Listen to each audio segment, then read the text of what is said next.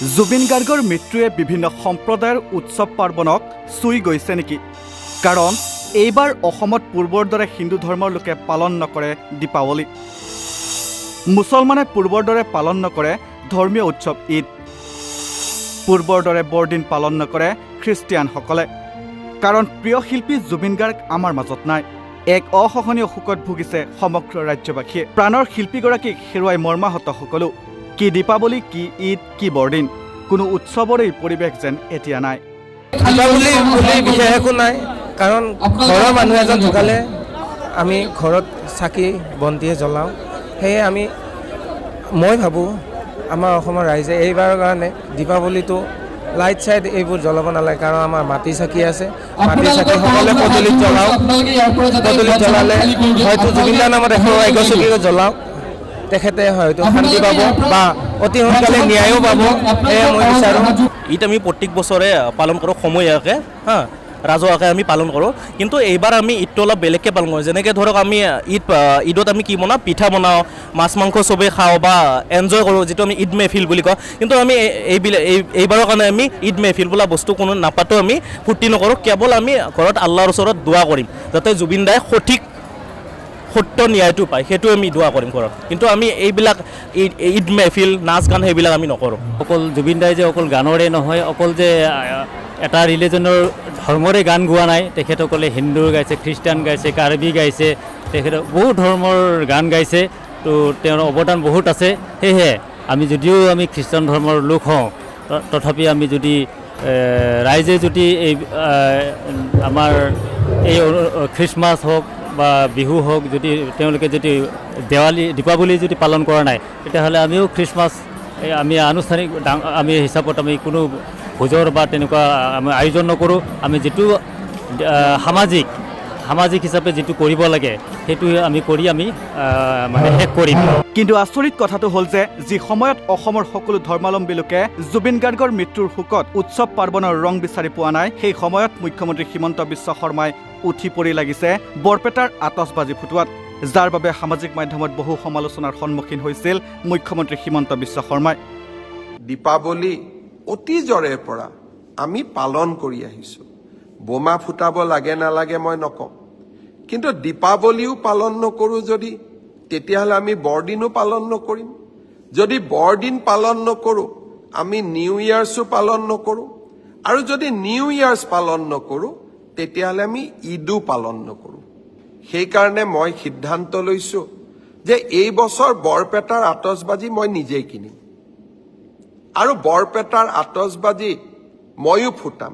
আজিও জাতি, ধৰ্ম, বৰ্ণ নিৰ্বিশেষে ৰাজ্যৰ প্ৰান্তে প্ৰান্তে জুবিন গাৰ্গলৈ শ্ৰদ্ধাঞ্জলি জনাইছে লাখ লাখ জুবিন অনুৰাগীয়ে।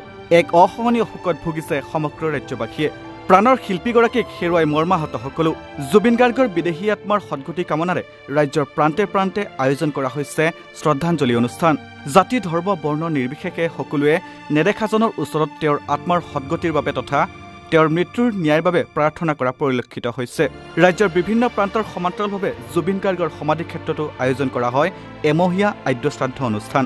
এই মহান শিল্পীগৰাকীৰ আত্মাই যাতে চিৰশান্তি লাভ কৰে, অনাগত দিনত তেওঁৰ সৃষ্টিৰাজি আৰু কৰ্মৰাজিৰে অসমবাসী উজ্জীৱিত হৈ থাকিব পাৰে, তাৰ আশীষ বিচাৰি ভগৱানৰ ওচৰত দেওবাৰে তেওঁৰ ৰাজহুৱা এমহীয়া আদ্যশ্ৰাদ্ধ পালন কৰা হয়।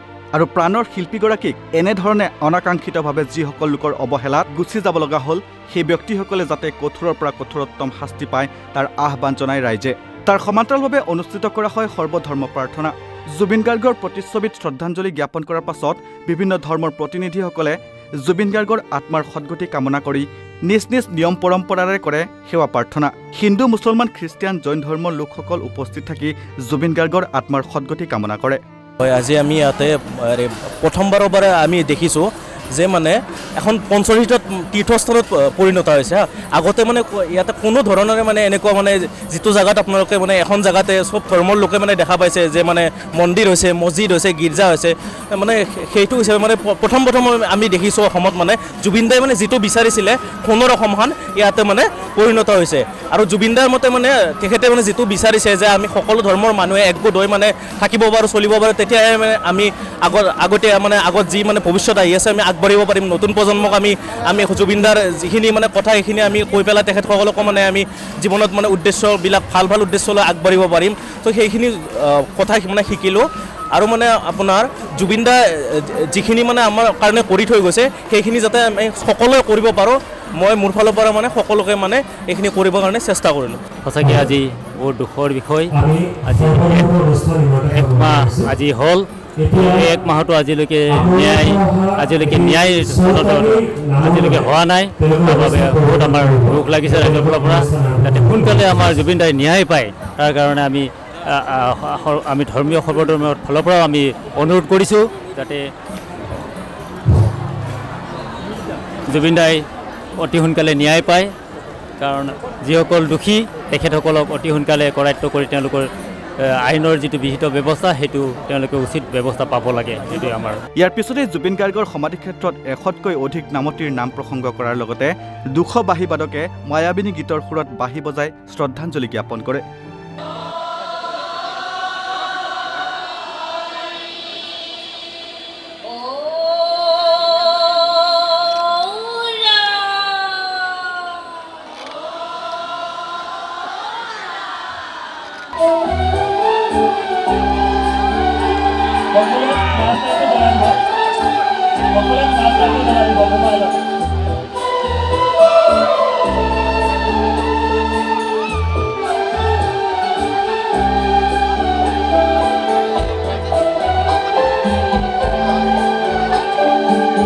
মই জুবিন গাৰ্গৰ শেষৰ পৰ্যন্ত মই বহাইছিলোঁ বম্বে যিটো আছিলে ভূপেনাগৰ ট্ৰিবিউট আছিলে তাত সুৰেশ ৱাডকাৰ অনুপ জলতা দেৱজিৎ সাহা আৰু ময়ূখ হাজৰিকা জুবিন গাৰ্গক আছিলে সেইটো মোৰ শেষৰ প্ৰগ্ৰেম আৰু তেওঁ মানে গানৰ স্কেল কি গাব মোকে সুধিছিলে আজিৰ অনুভৱটো অলপ বেলেগ অনুভৱ কাৰণ জুবিন গাৰ্গৰ সকলো বস্তু ৰেকৰ্ড মানে ৱৰ্ল্ড ৰেকৰ্ড আজিৰ যিটো অনুষ্ঠান অসমত এনেকুৱা অনুষ্ঠান হোৱা নাছিল চাগে বাঁহী ইমানবোৰ 250 বাঁহী বজোৱা নাছিলে গতিকে জুবিন গাৰ্গৰ সকলো বস্তু ৰেকৰ্ড আৰু ৰেকৰ্ড হৈ থাকিব জুবিন গাৰ্গৰ আমি ন্যায় বিচাৰিছোঁ জুবিন গাৰ্গ জিন্দাবাদ জুবিন দাই যে কৈছিলে মই ঢুকালে বৰ ডাঙৰ কাম এটা কৰি যাম এইটো এটা ডাঙৰ কামেই কেলৈ কৈছোঁ আজি ইমানখিনি মানুহ তেখেতৰ অনুপস্থিত একেলগে হৈছোঁ আমি আজি ইমানখিনি বাঁহী বাদক কেতিয়াও আগতে একেলগ হোৱা নাছিলোঁ এইবাৰ প্ৰথমবাৰ তেওঁৰ কাৰণে আমি একেলগে হৈছোঁ আৰু আমি যিখিনি কৰিছোঁ একচুৱেলি যিখিনি বাঁহী বজাইছোঁ অন্য দিনত যেনেকৈ বজাওঁ সেইটো বেলেগ আছিলে আজি তেওঁলৈ শ্ৰদ্ধাঞ্জলি হিচাপে আমি গীত মাতেৰে তেওঁলৈ শ্ৰদ্ধাঞ্জলি জনাইছোঁ আচলতে আমি এজন ভগৱানক হেৰুৱালোঁ মই ভগৱানজনক আমি কেতিয়াও আৰু নাপাওঁ কায়িকভাৱে নাপাওঁ কিন্তু আমাৰ মনত সদায় থাকিব তেখেত য'তেই আছে তেখেত কুশলে থাকক ভালে থাকক নেদেখাজনে তেখেতক ভালে ৰাখক আমি অসমৰ ইমূৰৰ পৰা সিমূৰলৈ যিমানখিনি বাঁহী বাদক আছে সিমানখিনি গোট হয় আমি জুবিনদাৰ নামত আমি বিশেষ একো দিব নোৱাৰোঁ জুবিনদাৰ নামত আমি মাথোঁ একাজলি শ্ৰদ্ধাঞ্জলি দিব পাৰিম তাৰ বাহিৰে আমি একো দিব নোৱাৰিম জুবিনদা এই কেতিয়াও নভবা কাহিনীটো আমি সেই অভিশপ্ত দিনটোত শুনিম বুলি আমি কেতিয়াও ভবা নাছিলোঁ সেয়ে জুবিনদালৈ আমাৰ দিবলৈ একো নাই মাথোঁ শ্ৰদ্ধাঞ্জলি দিবলৈ পাৰিম সেয়ে শ্ৰদ্ধাঞ্জলি আমি মায়াবিনী গীতেৰে তেখেতৰ আমি শ্ৰদ্ধাঞ্জলি জনালোঁ তাৰ পাছতে আমি অসম চৰকাৰলৈ এটাই অনুৰোধ যে জুবিনদাৰ ন্যায় অতি সোনকালে হওক কাৰণ আমি যেনেকৈ ভোক লাগিলে যেনেকৈ ভোকাতুৰ হৈ থাকোঁ ঠিক তেনেদৰে আমি জুবিনদাৰ ন্যায়ৰ কাৰণে আমি ভোকাতুৰ হৈ আছোঁ আমি এটা কাম কৰিবলৈ হ'লেও জুবিনদাৰ কথা মনত পৰে আমি কোনোবাখিনি আমি পিছুৱাই আহিব লাগে সেয়ে আমি হয়তো জুবিনদাৰ ন্যায়খিনি পালে আমি অতি সোনকালে ভাল পাম বা আমি আশাবোৰ আমি পূৰণ কৰিব পাৰিম জুবিনদাৰ যিখিনি আশা হয়তো আমি চেষ্টা কৰি পূৰণ কৰিব পাৰিম স্বৰ্গীয় অনুভৱ বুলি ক'ব লাগিব আমি ইমান সোনকালে জুবিনদাক হেৰুৱাম বুলি ভবা নাছিলোঁ আমি এমাহ আমি বহুত আৱেগিক হৈ আছোঁ আনহাতে আজি পোহৰৰ উৎসৱ দীপাৱলী প্ৰত্যেক বছৰে সমগ্ৰ ভাৰতবৰ্ষতে উলহ মালহেৰে দীপাৱলী পালন কৰা হয় যদিও অসমত এইবাৰ পূৰ্বৰ দৰে নাই দীপাৱলীক লৈ উৎসাহ উদ্দীপনা কাৰণ প্ৰিয় শিল্পীগৰাকীৰ বিয়োগত আজিও শোকত স্তব্ধ অসমবাসী এটা মাহ পাৰ হ'ল কিন্তু জুবিন গাৰ্গৰ মৃত্যুৰ ন্যায় বিচাৰি আজিও হাবাথুৰি খাবলগীয়া হৈছে অসমবাসীয়ে যাৰ বাবে জুবিন গাৰ্গৰ মৃত্যুৰ ন্যায় নোপোৱালৈ কোনো উৎসৱ উদযাপন নকৰাৰ লগতে দীপাৱলীৰ নামত জুবিন গাৰ্গৰ ন্যায়ৰ বাবেহে এগছি বন্তি জ্বলোৱাৰ সিদ্ধান্ত গ্ৰহণ কৰে একাংশ জুবিন অনুৰাগীয়ে আমি পূজা নাই পতা আমি কাতি বিহু নাই পতা দিৱালী কেনেকৈ পাতিম আমি নোৱাৰোঁ পাতিব সম্ভৱ নহয় কি দীপাৱলীত আমি বন্তি যেতিয়াই দিছোঁ মাথো জুবিন গাৰ্গৰ কথাহে মনত আহি আছে। কালি কাতি বিহুৰ বন্তি দিছোঁ মাথো জুবিন গাৰ্গকহে আমি যেনিবা কৰিছোঁ। আমিতো কেতিয়াও বিচাৰিলেও নাপাওঁ তেখেতক, কিন্তু মনত এনেকুৱা লাগি আছে যেনিবা আকৌ আমাৰ মাজত ঘূৰি আহিব। ক'বই মানে বেয়া লাগে যে সঁচাকৈ আৰু কেতিয়াও নাহিব, যেনিবা আহিব আকৌ 3 মাহ পিছত হ'লেও আহিবই নেকি তেনেকুৱা লাগি আছে। জীৱনটোত যে সঁচাকৈ ইনফিনিটিৰ কাৰণে তেখেত নাই মানে নায়েই আৰু ভাবিব কেতিয়াও মনে নিবিচাৰে আমাৰ। আমি আতচবাজি এইবিলাক আমাক বৰ্জন কৰা উচিত এই ক্ষেত্ৰত, কাৰণ জুবিনবিহীন অসম আজি মানে কিবা উদাসীন হৈ আছে আৰু বস্তুটো তেনেকুৱা ধৰণৰ কথা। দীপাৱলী বুলি বিশেষ একো নাই, কাৰণ ঘৰৰ মানুহ এজন ঢুকালে আমি ঘৰত চাকি বন্তিয়ে জ্বলাওঁ। সেয়ে মই ভাবোঁ আমাৰ অসমৰ ৰাইজে এইবাৰৰ কাৰণে দীপাৱলীটো লাইট চাইট এইবোৰ জ্বলাব নালাগে, কাৰণ আমাৰ মাটি চাকি আছে। মাটি চাকি সকলোৱে পদূলিত জ্বলাওঁ। পদূলিত জ্বলালে হয়তো জুবিনদাৰ নামত এগছকিও জ্বলাওঁ, তেখেতে হয়তো শান্তি পাব বা অতি সোনকালে ন্যায়ো পাব। সেয়ে মই বিচাৰোঁ। সৰুৰ পৰা দেখি আহিছোঁ আমি দীপাৱলী ক'লে পোহৰৰ উৎসৱ, যিহেতু আমি চাকি জ্বলোৱাই মই সকলোকে আহ্বানো জনাম। আমিও এইখিনি কৰোঁ। বোম ফুটাও, এনেকুৱা নহয় যে আমি সেইখিনিও আমি অপব্যৱহাৰ কৰোঁ বা অসন্মানি কৰিছোঁ, এইটো নহয়। কিন্তু আমি সেই বোম ফুটোৱাতকৈ সেই এটা বোমৰ এটা চাকিয়ে জ্বলাওঁ, গোটেই অসমত আমি পোহৰ কৰি ৰাখোঁ। দাদাৰ কাৰণে একচুৱেলি সেইটো বৰ ভাল কথা হ'ব মানে মই ভাবোঁ। নাই উদযাপন কৰিবলৈ সেই আনন্দ ফূৰ্তি নাই। আগতে যেনেকৈ দীপাৱলীত মানুহে কিমান ফটকা বোম ফুটাই কিবা কিবি অনেক কৰে, কিন্তু এইবাৰ সকলোৰে মুখত গম পাইছোঁ যে নাই, দীপাৱলী মানে তেনেকৈ আগৰ দৰে উদযাপন কৰিব নোৱাৰিব। দুখ লাগে, কেনেকৈ কৰিব নোৱাৰিব নহয়। সেই আনন্দ অন্তৰত থাকিব লাগিব, অন্তৰত নাই সেইটো আনন্দ, দুখেৰে ভৰি আছে অন্তৰবিলাক। আজি জুবিন থকাহেঁতেন এইটো পৰ্যায় হ'লহেঁতেন জানো, কিন্তু জুবিন নাই কাৰণে গোটেই অসমবাসীয়ে আজি কি কৰি আছে চাওক আপোনালোকে। উদযাপন জাক জমকতা মনলৈ অহাই নাই। কাইলৈ দেৱালী বুলি ভাৱটো মনলৈ অহাই নাই। আজি 1 মাহ জুবিন দা ঢুকুৱা, সেইটোহে অন্তৰত বাজি আছে কথাটো। আৰু কাইলৈ যদি দেৱালী আমি চাকি জ্বলাম ঘৰত, দাদাক শ্ৰদ্ধাঞ্জলি জনাম। সেয়ে কালিলৈ দিনটো দীপাৱলী অৱশ্যে আমাৰ ফটকা ফুটাবলৈ হেৰি কৰিবলৈ আমাৰ মানে হাগেই দিছে, তথাপিতো চাগে কিছুমানে ক'ব, কিন্তু আমি ভাবোঁ যে ন্যায় যেতিয়ালৈকে জুবিনে নাপায় তেতিয়ালৈকে আমাৰ ফটকা উৎসৱ কোনো আমাৰ পালন হ'ব নোৱাৰে। আনহাতে সমাগত মুছলমান ধৰ্মাৱলম্বী লোকসকলৰ পবিত্ৰ ঈদ। পূৰ্বৰ দৰে হয়তো উৎসাহ উদ্দীপনা নাথাকিব এইবাৰৰ ঈদত। জুবিন গাৰ্গৰ সমাধি ক্ষেত্ৰত সৰ্বধৰ্ম প্ৰাৰ্থনাত উপস্থিত থকা মুছলমান ধৰ্মাৱলম্বী লোকে এইবাৰৰ ঈদ কেনেধৰণে পালন কৰিব বা পূৰ্বৰ দৰে উৎসাহ উদ্দীপনা থাকিবনে নাই, সেই বিষয়ত নৰ্থ ইষ্ট নাওৰ সাংবাদিকৰ আগত কি ক'লে শুনাই ল'ব বিচাৰিছোঁ। আমি জেনেৰেলি ঈদত আমি এজনে আনজনৰ ঘৰত লৈ ভাল কাপোৰ পিন্ধি যাওঁ। এইটো ঈদত আমাৰ ইমান উলহ মালহেৰে নহয়, কাৰণ আমাৰ ভিতৰত এটা দুখ আছে, যাতে অলপ কালি নিয়মখিনিয়ে পালন কৰিম, যেনে নমাজটোৱে পালন কৰিম। কিন্তু আমাৰ ঈদত হৈছে এজনে আনজনৰ ঘৰত যোৱা, উলহ মালহেৰে নতুন কাপোৰ পিন্ধা, হেৰি কৰা, ইমান হুলস্থুলীয়া পৰিৱেশ নহয়।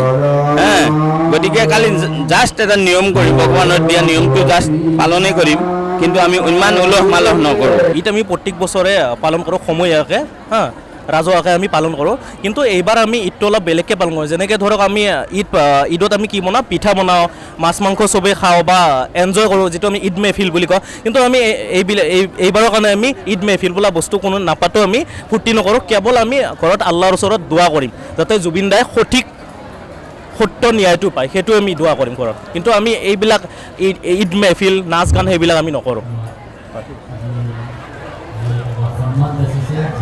তাৰ সমান্তৰালভাৱে 25 ডিচেম্বৰত খ্ৰীষ্টিয়ান ধৰ্মাৱলম্বী লোকসকলৰ পবিত্ৰ বৰদিন। এই বছৰৰ বৰদিন কেনেদৰে পালন কৰিব বা পূৰ্বৰ দৰে সেই জাক জমকতা থাকিবনে নাই, সেই বিষয়ত খ্ৰীষ্টিয়ান ধৰ্মাৱলম্বী লোকসকলে কি ক'লে শুনক। অকল জুবিন দা এজন এটা ধৰ্মৰে নহয় বুলি ক'ম, আমি এতিয়া প্ৰত্যেকটো ধৰ্মৰে তেওঁ অনুৰাগী, সকলোকে ভাল পাইছিল। তো সেই হিচাপত যিহেতু জুবিন দাক আমি সকলোৱে ভাল পাওঁ আৰু তেখেতৰ গান, তেখেতৰ যিটো সুৰ, গানৰ সুৰ, যিমান আৰ্টিষ্ট আছে তাৰ ভিতৰত আমি জুবিন দাৰে বেছি ভাল পাওঁ, আমি লাইক কৰোঁ। আৰু এতিয়াৰ জেনেৰেশ্যনো চব জুবিন দাৰে লাইক কৰে। তো আমি অকল জুবিন দাই যে অকল গানৰে নহয়, অকল যে এটা ৰিলিজনৰ ধৰ্মৰে গান গোৱা নাই, তেখেতসকলে হিন্দু গাইছে, খ্ৰীষ্টান গাইছে, কাৰ্বি গাইছে, তেখেতে বহুত ধৰ্মৰ গান গাইছে। তো তেওঁৰ অৱদান বহুত আছে। সেয়েহে আমি যদিও আমি খ্ৰীষ্টান ধৰ্মৰ লোক হওঁ, তথাপি আমি যদি ৰাইজে যদি এই আমাৰ এই খ্ৰীষ্টমাছ হওক বা বিহু হওক যদি তেওঁলোকে যদি দীপাৱলী যদি পালন কৰা নাই তেতিয়াহ'লে আমিও খ্ৰীষ্টমাছ আমি আনুষ্ঠানিক আমি হিচাপত আমি কোনো ভোজৰ বা তেনেকুৱা আমি আয়োজন নকৰোঁ আমি যিটো